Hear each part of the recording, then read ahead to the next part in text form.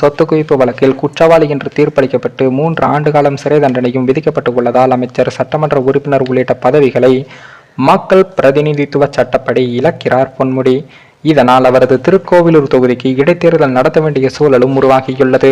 நீதிமன்ற தீர்ப்பு குறித்த விவரங்கள் முறைப்படி சபாநாயகருக்கு அனுப்பி வைக்கப்பட்டு அவர் மூலம் தேர்தல் ஆணையத்துக்கு கோப்புகள் சென்றவுடன் திருக்கோவிலூர் தொகுதி காலி என்ற அறிவிப்பு வெளியாகலாம் என்றும் எதிர்பார்க்கப்படுகிறது. விழுப்புரம் மாவட்டத்திலேயே மிகப்பெரிய தொகுதி திருக்கோவிலூர் சட்டமன்ற தொகுதிதான். இந்த தொகுதியில் கடந்த 1952ஆம் ஆண்டு காங்கிரஸ், அதிமுக தலா 4 முறையும், திமுக 5 முறையும், தேமுதிக, பாமக தலா 1 முறையும் வெற்றி பெற்றுள்ளது. திருக்கோவிலூர், அரகண்டநல்லூர், திருவெண்ணெய்நல்லூர் என 3 பேரூராட்சிகளும் 95 ஊராட்சிகளும் உள்ளது.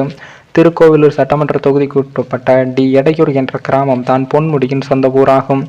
இதனால் தான் கடந்த 2016ஆம் ஆண்டு விழுப்புரத்திலிருந்து திருக்கோவிலூருக்கு ஷிப்ட் ஆனார் பொன்முடி. கடந்த 2021ஆம் ஆண்டு அதிமுக, பாஜக கூட்டணி சார்பில் தன்னை எதிர்த்து போட்டியிட்ட பாஜக மாவட்ட தலைவர் கலிவர்தனை விட 58,339 வாக்குகள் கூடுதலாக பெற்று வெற்றி பெற்றார் பொன்முடி.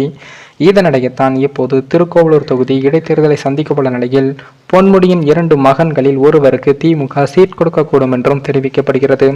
கட்சி எந்த சூழலிலும் கைவிடாது என்பதை மற்ற கட்சிக்காரர்களுக்கும் அமைச்சர்களுக்கும் உணர்த்தும் விதமாக பொன்முடி குடும்பத்திலிருந்தே ஒருவருக்கு சீட் கொடுக்கப்படலாம் என்றும் தெரிகிறது. இதனிடையே தான் எடப்பாடி பழனிசாமி அவர்கள் திருக்கோவிலூர் தொகுதி பக்கம் இப்போதே தனது கவனத்தை செலுத்த ஆரம்பித்து விட்டார். புரட்சி பாரத மாநாட்டில் கலந்து கொள்ள நேற்றிரவு விழுப்புரம் சென்ற அவர் பொன்முடி விவகாரம் குறித்தும் இடைத்தேர்தல் பற்றியும் அங்குள்ள கட்சி நிர்வாகிகள் சிலரிடம் பேசியதாகவும் தெரிவிக்கப்படுகிறது. இந்த நிலையில் தான் தற்போது அமைச்சர் பொன்முடியின் எம்எல்ஏ பதவியை இழந்து உள்ளதால் அவரது திருக்கோவிலூர் தொகுதியில் இடைத்தேர்தலும் நடைபெற உள்ளது. இந்த தேர்தலில் பொன்முடியின் மகனை களமிறக்கலாம் என்று நினைத்திருந்த நிலையில் தற்போது திமுக சார்பாக யாரை நிறுத்தலாம் என்ற ஆலோசனையும் நடத்தப்பட்டு உள்ளது. அதில் தற்போது முதலமைச்சர் ஸ்டாலினை நேரடியாக களமிறங்க உள்ளதாகவும் திமுகவினர் மத்தியில் பேசப்பட்டு வருகிறது.